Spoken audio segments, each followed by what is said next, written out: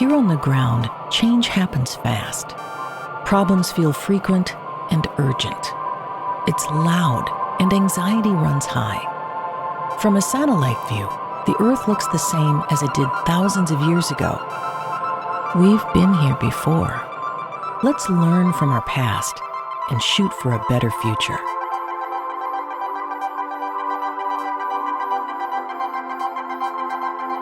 Hello and welcome to this week's episode of A Satellite View. I'm Todd Mickelson, your host, speaking at you from Sunday, August 3rd, 2025 in the space and time continuum.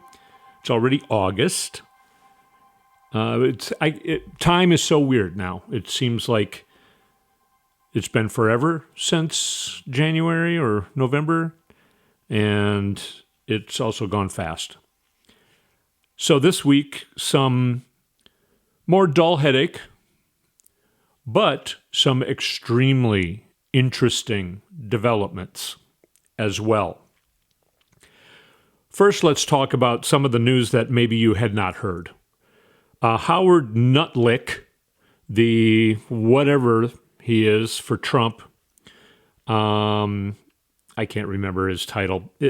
He's a nutlick. I think he's the official nutlick of the administration.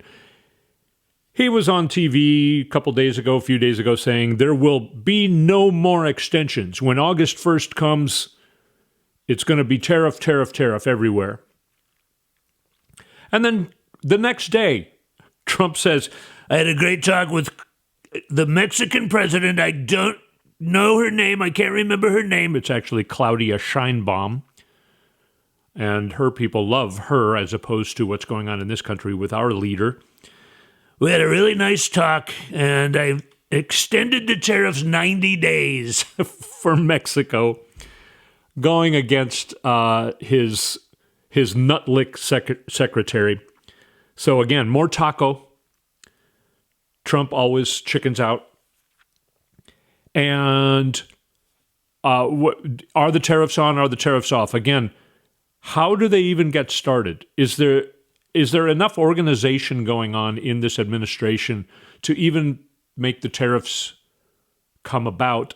I don't know, but people are talking, prices are raising, and companies are talking about raising their prices and warning they're not eating it like the Trump administration says. They're warning us, the consumer. Yeah, we're going to have to raise our prices probably because of these stupid tariffs.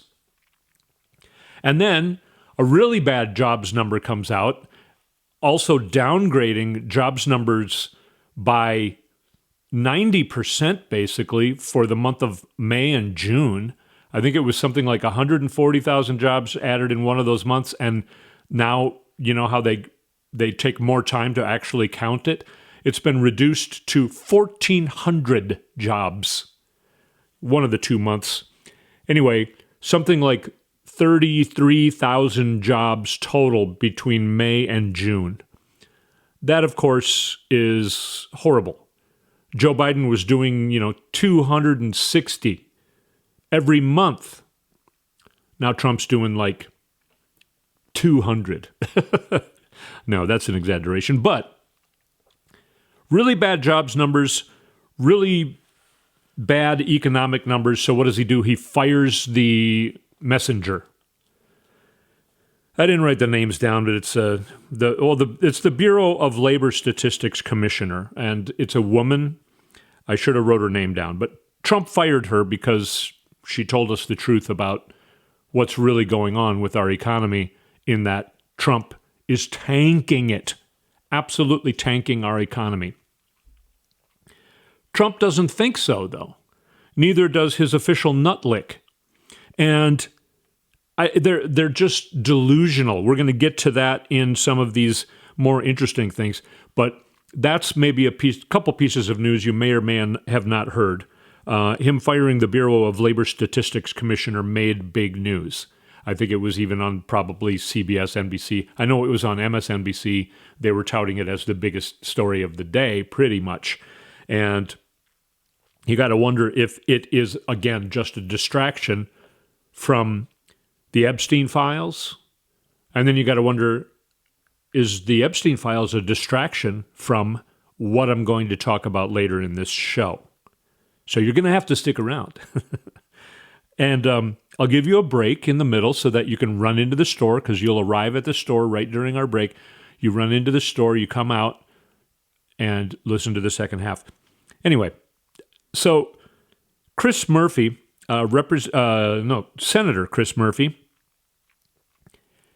he put up the Qatari jet amendment. So if you remember, Trump says he was given for free a jet from Qatari that now the Pentagon has set aside almost $1 billion to retrofit to be safe and free of bugs. I don't know. No, it's costing us $1 billion. We already have sunk, I think, multiple billions of dollars into upgrading, getting a new Air Force One going for the last couple of years. But no, Trump, he wants to take the flattery. He wants to accept the flattery from Qatar, who, by the way, has been, sheltering Hamas. It's a whole nother thing that's bubbling up. Anyway, so Chris Murphy basically said, if we keep this Qatari jet and we spend $1 billion on it, it needs to stay in the possession of the United States government and be used for the next president. And all of the Republicans voted against that amendment because they want Trump to keep it. Trump is intending on keeping it after he leaves office. We don't know if he's planning on leaving office. I don't think he's going to make it much longer on Earth, much less in office. And by the way, that's just because he's definitely getting sicker and sicker. I'm not trying to, suggest anything other than that.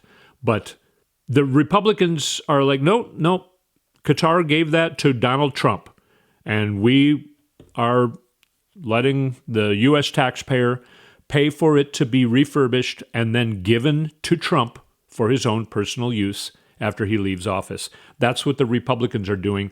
The Republicans also, just today, I think it came out that they have delayed or postponed Ghislaine Maxwell's testimony she's supposed to give to Congress. She was supposed to give it on August 11th, less than 10 days from now. But the Republicans said, no, we're going to postpone it because Ghislaine Maxwell's lawyer asked us to postpone it. And we are in the GOP. And of course, the GOP stands for Guardians of Pedophiles. Therefore, we have our duty to do. We have taken our oath to pedophiles, and we are the guardians of the pedophiles. Those are some things going on. Trump totally admitted that he knew that Jeffrey Epstein was taking underage girls from Mar-a-Lago and sex trafficking them. When asked about Virginia Giuffre, who has committed suicide earlier this year, she's one of the victims. She was 16 years old, working in the Mar-a-Lago spa, one of the best spas in the world. Yeah, she worked in the spa. I think she worked in the spa. She was 16 years old. Why do you have 16-year-old girls as a towel girl in an adult spa? Well, we know why. So that's Trump admitting, yeah, I employed underage girls to do creepy things in Mar-a-Lago, and then I basically gave those girls to Jeffrey Epstein so that he could put them into sex trafficking networks. 2 years after Virginia Giuffre was taken from Mar-a-Lago by Ghislaine Maxwell to give to Jeffrey Epstein eventually, 2 years after that is when Trump said that he's a terrific guy. Epstein's a terrific guy. He loves beautiful women as much as I do, and he likes them on the young side. Also, Epstein remained on the membership of Mar-a-Lago until 2007, which is 7 years after he took Virginia Giuffre away from Trump. And also, by the way, 3 years after their supposed falling out over a deal about a house. It's great because the media now is catching up to this. There is a media change going on, and they are grilling him about the Epstein Files, and he's giving answers that just reveal more and more all the time. and they're getting more and more desperate, moving Ghislaine Maxwell from a higher security, still low security, but to an even lower security prison that I guess is kind of a nice, one of the nicest prisons you can go to. They moved her there, so he's making deals with her, and nobody's buying it. So it's not working anymore. It's not working for the guardians of the pedophiles anymore. It's getting worse and worse, and the story's not going away. And apparently Trump is blazing mad about it. And so trying to distract, but it's just not working. It's not working. And I heard this morning that he decided he was supposed to go back to Washington today, Sunday, but he said, fuck it. I want to stay golfing longer. So I guess he canceled his trip from his golf course to Washington. That's what he's doing. Yeah, he's the greatest president we've ever had. What else was I going to talk about before we get into this other stuff? I think maybe we're ready for the other stuff. Some very interesting things going on that are simultaneous with I don't know. I'm trying to do a teaser and I'm failing. Why don't we take an early break and we will get into this on the other side. You're listening to A Satellite View. We'll be right back.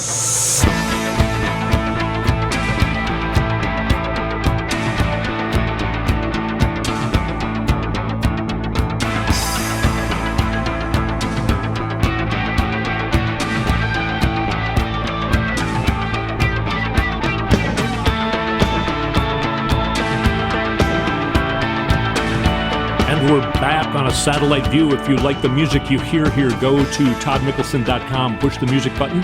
You can hear this music and other music I've written throughout the years. Go to our website, satelliteviewpodcast.com, and sign up to be on our emailer. Also, go to our YouTube channel. Go to YouTube, search for Satellite View Podcast. You'll find our channel there and subscribe. It's free. And you can watch these shows in their entirety on video, actually. And you can also follow me on my Instagram at Todd Mickelson. I want to get right into these other things that happened this week. I have kind of a lot to go through here. Adam Zarnowski, an ex-CIA agent who specialized in human trafficking, put out a statement this week. And here it is. In December 2024, I was personally involved in an NSA-authorized forensic audit of the 2024 election. Kamala Harris and Tim Walz won by a wide margin. Trump lost dramatically. There are multiple layers of complexity to this cover-up, including transnational organized crime syndicates that extend far beyond the United States and our elections. To that point, I work in the human trafficking sector, which intersects with the stolen elections, plural, and has ties to Trump and Epstein, not to President Biden, Vice President Harris, or Governor Walz, but to some Democrats and other allied interests responsible for burying this audit. If you remember the 20th of December, when Joe and Kamala cut their Christmas vacations short to read the forensic audit of the 2024 election that is assigned to be done after every election now, a federal election. It's due, I think, 40 or 45 days later, which fell on the 20th of December. And apparently the results of that were important enough that Avril Haines, the head of the intelligence community, who was in charge of overseeing that audit. And the audit is basically, was this a free and fair election? Apparently the results were important enough that she called both Joe Biden, president at the time, and the vice president, Kamala Harris, who was also the candidate who supposedly lost the election. And they cut their vacations short. Kamala was going to go to Hawaii. Instead, she went back to Washington, D.C. to see this audit. I think it's this same audit that this guy, Adam Zarnowski, is talking about. I haven't been able to confirm that exactly, but I'm 99% sure it is. So he went on to explain that none of his revelations are classified. He has full authorization to speak and is prepared to testify under oath. having personally assisted the NSA in collecting the data. He stressed that a full forensic hand count of the 2024 election must be this country's top priority. The completed NSA audit results have been submitted, yet so far have been met with silence. Okay, now I'm going to explain a little bit of this. I want to go through it quickly, but it's kind of complicated. In September of 2024, about 6 weeks before the election, maybe 7 or 8 weeks, ES&S is the company that provides about 65 to 70% of the equipment used in the election in 2024. Precinct scanners, ballot markers, tabulation systems, things like that. The company providing the equipment for all of that is ES&S, and they quietly pushed a change into its certified election software. On paper, this change was filed as a, quote, de minimis, unquote, update, a minor tweak that wouldn't require deep review. You don't need to check this. We're just going to make a little tweak here. Certified voting software normally has cryptographic hashes, a kind of digital fingerprint, for every file. If even a single character in a protected file changes, that hash doesn't match and the system throws an error. But this new software update told the software, don't check this file anymore. Okay, so they bypassed that safeguard. Now, why did this end up happening so widely? It's complicated, and it goes all the way back to the 2000 election, presidential election of the year 2000. If you remember, in Florida. Okay? This corruption begins in a warehouse with stacks of defective punch card ballots in Florida. The 2000 presidential election in Florida became a crisis of hanging chads, if you remember that, the little pieces of paper when a punch goes into a punch card. And it made these punch cards unreadable. At the time, it just looked like bad luck, but in hindsight, it was engineered.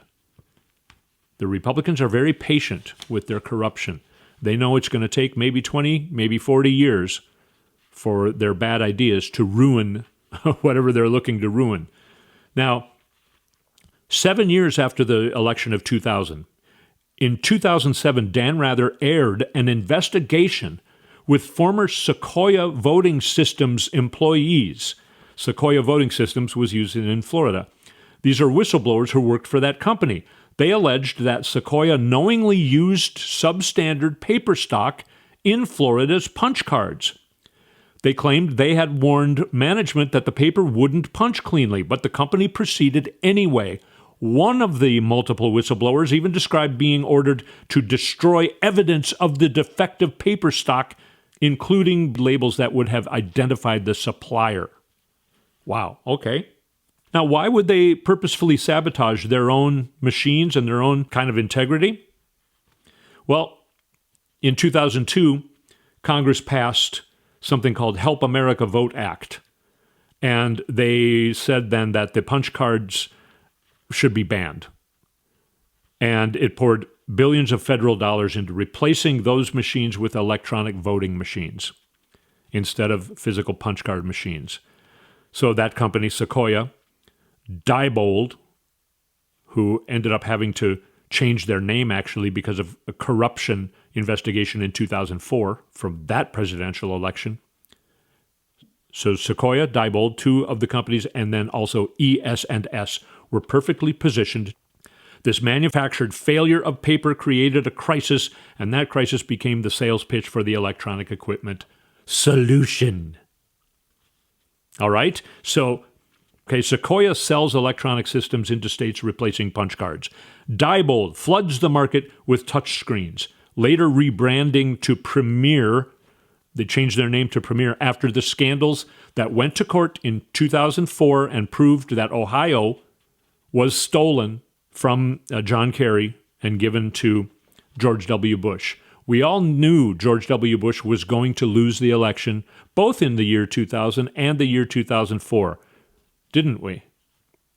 And we were all surprised that he did not lose. He was extremely unpopular, especially in 2004.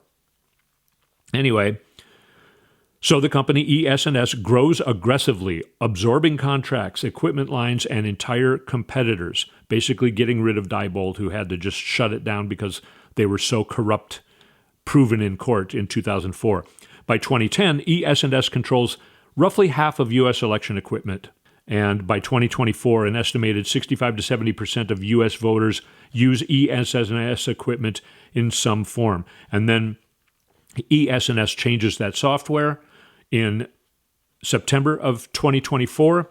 And then on October 5th of 2024 is when Elon Musk sent that text that I've talked about on this show in the past, saying, I feel much better about our chances now.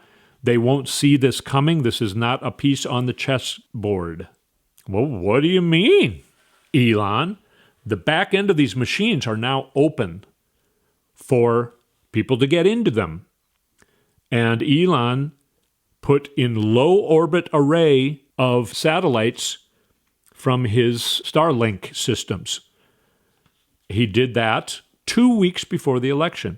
After he confirmed on October 5th that, yep, this stuff is working, he put in low array over the United States so that he had access to every precinct, every voting precinct in the country, working then with this new software that nobody detected because they were told not to look at it.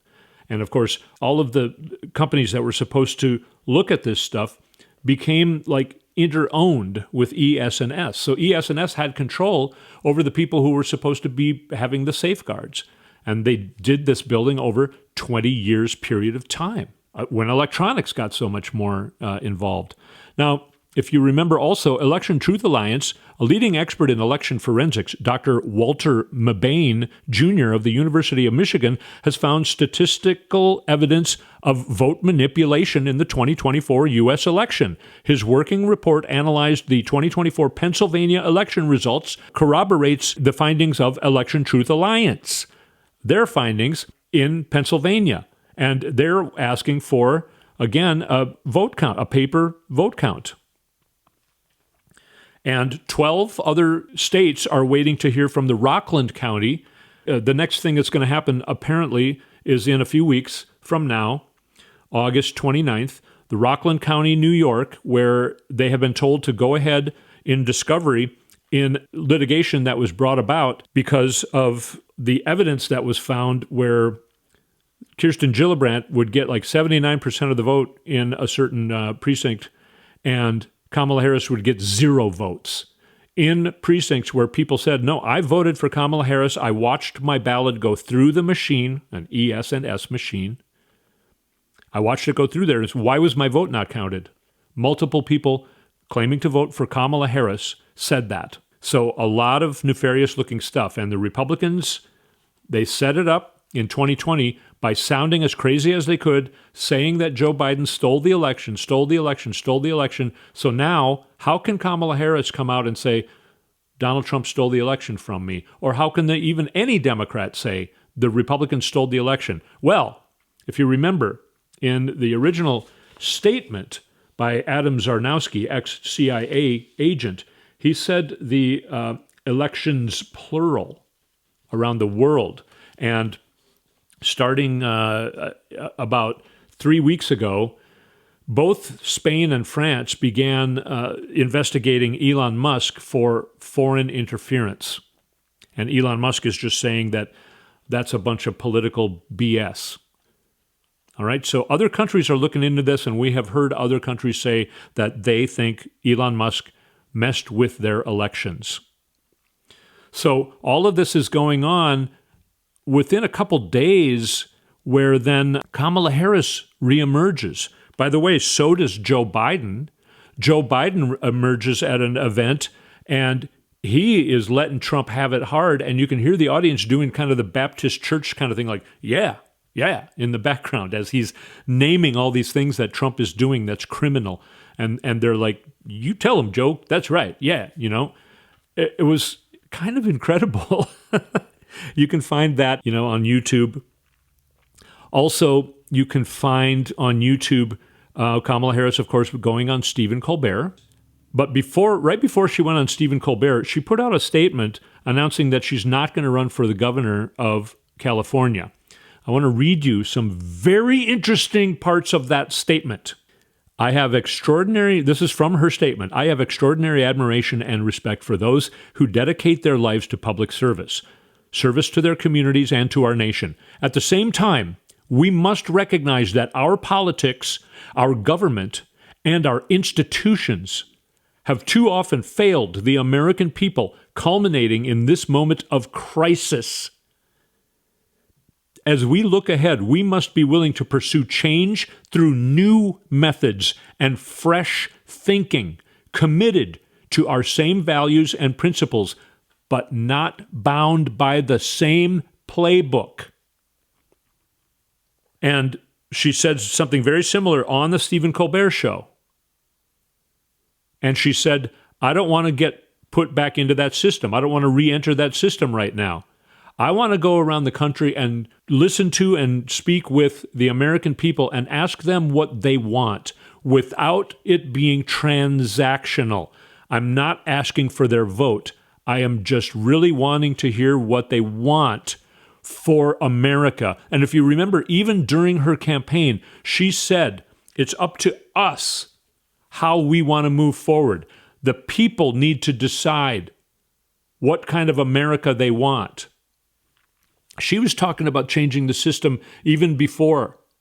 Now, I think she anticipated all of this mess going on because the Republicans have been messing with our elections for 20 years. And everyone knows it. So this audit happens in December, and they got to make a decision. Kamala Harris and Joe Biden come back. They read that audit. What are we going to do about this? And then if you remember back, you can go back and find my podcast from back in those days. Then coming on January 2nd, a big meeting going on in the White House with a lot of people involved. I think they had to make their decision, and they were like, okay, we're gonna make our final decision on January 2nd. Everybody think about this for 2 weeks, starting on the 20th of December. January 2nd, we got to decide. Are we just going to let this go like we have been repeatedly letting it go for the last 20 years? Now, of course, it was easy to let it go in 2020 because we won. We won everything. We won the House and the Senate and the White House. Which, of course, you and I had a very strong feeling on election night, November 5th, 2024, that, again, that same thing happened. And we were going to keep the White House. Kamala Harris was going to be president. But then Elon Musk had used Starlink to go into these machines through this new software that was added in September by ES&S, and he changed the votes. Trump has said that numerous times. He said it especially for Pennsylvania. Election Truth Alliance, they went after Pennsylvania because a lot of other people were talking about this other study I told you about, found all of this stuff in Pennsylvania as well. And now Rockland County, New York is going to court on this same subject.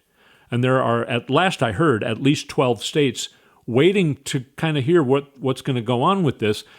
And then they are thinking and gearing up to do a hand recount where we count the paper ballots, the ballots that these people voted for Kamala Harris on the ballot, watched it go through the machine, and figured that their vote was going to be counted. But then, later on, the results come back, and in their precinct, Kamala Harris got 0 votes. So, if we count that person's paper ballot, all of a sudden Kamala Harris gets 1 vote in that precinct. And all the other people who voted for Kamala Harris as well, the same thing. We need a paper hand recount of the election. If we do it in 2 states, I'm not sure if I'm right about that. If we do it in Pennsylvania, Nevada, and one more state, swing state, we know she won Wisconsin and Michigan. Nobody has ever won all of the swing states. Trump won all of the swing states. Trump broke a bunch of records. It's not possible. And we all know what happened. We saw the campaign Kamala ran. A funny thing happened outside the theater at the Steve Colbert Show. This is more about how clueless the Republicans are. And like the Fox News hosts and everybody. Fox News had some smug piece of crap guy with a microphone outside of the Stephen Colbert show. He's going up to people saying, "Do you know who the guest is?" And they're like, "No, we're not allowed. They haven't told us who the guest is." He's like, "You want to take a guess?" And somebody was like, "I don't know, Jon Stewart maybe?" And he's like, "No, Kamala Harris." Thinking that they're going to go, "Oh, boo." But no, they all cheer. They're like, "Are you kidding me? Kamala Harris is back. Oh my God, that's great." He did it multiple times, and you could tell that he was like, why are these people happy about Kamala Harris? You know, they think everyone hates Kamala Harris and they think Kamala Harris lost in a landslide when the opposite is true. So very interesting that both Kamala and Joe Biden reemerge in kind of a big way. Kamala Harris starts touting a book that's not due to be released until the 23rd of September. Normally, she would have gone on the Steve Colbert show the weekend before that release, like 6 or 7 weeks from now. But no, she went on this week at the same time that Adam Zarnowski is talking about this audit that happened in December. So what is going on? What are other countries talking about? What are they going to maybe be releasing? And then what are we going to be talking about? And is the Epstein Files a distraction from this? Because the media is not talking about this, but the media is talking about the Epstein Files. And, by the way, also, transnational crime syndicate, there were 4, I think, major arrests made over the last week or two from different countries, arrested for an international crime syndicate where they were giving arms to gangs in Mexico and trying to spread cocaine and fentanyl into the United States. And it ties to Russia. And it goes through Bulgaria and a couple other countries. What all is going to be, what's the news going to be? Of course, not in the United States, but what's the news going to be across the world in this international crime syndicate? And what is in those Epstein files that Trump so much does not want us to see? If he's innocent in those files, why is he not letting them be released? Why are they sitting on them with all of this pressure going on? What is in those files? Who all is involved in those files? It sounds like it's a worldwide, huge thing tied and revealed probably in these files. So, anyway, things are happening. Things are happening that are getting very interesting. We'll have to keep putting up with these dull headache stories and our dull headache corporate media. But leaks keep happening. Where are they coming from? Is the Wall Street Journal going to keep putting out stories? I've been saying this for a while, and things are getting very interesting. If you find the stories that are out there, which apparently Kamala and Joe are privy to, just very interesting timing. And I have really only given you the tip of the iceberg here. I had more notes, more stories to read from, but we just don't have enough time on this particular format of the podcast. So there's a lot to look into. If you want to find out more information, go to electiontruthalliance.org. You can also search for This Will Hold. And I was reading to you from their Substack. Find This Will Hold. You'll find their Substack. And you can find a lot of information about this. And, of course, you can find a lot of information explained very well in videos from electiontruthalliance.org. So if you'd like to inform yourself, I don't expect you to trust me. And I know people are saying, wow, Todd sounded a little crazy. Well, this information is out there. Don't trust me. If you think I'm sounding crazy, go find it for yourself. See how you feel about it. Couple that up with how you felt on November 5th. What? Trump won? What? Go into yourself. See how you feel. I know how I feel about it. I got to let you go. I've gone way over time. And I thank you so much for sticking with me. We've got to stay sane. Get outside, enjoy the weather, get out in nature, take care of yourself. Do the things you love to do. We can't let this guy steal our lives from us. And he's dwindling. You can see him getting smaller and smaller and smaller. Let's stick together, keep each other sane, so that we can be here on the other side of whatever is about to happen. And again, I'm not trying to get your hopes up. I don't know what's going to happen, but this information is it's bubbling up. And I don't see that it's not going to blow the lid off of the boiling pot pretty soon here. So hard to say goodbye, right? So again, I thank you so much for being here, helping me stay sane. We will speak at you next week.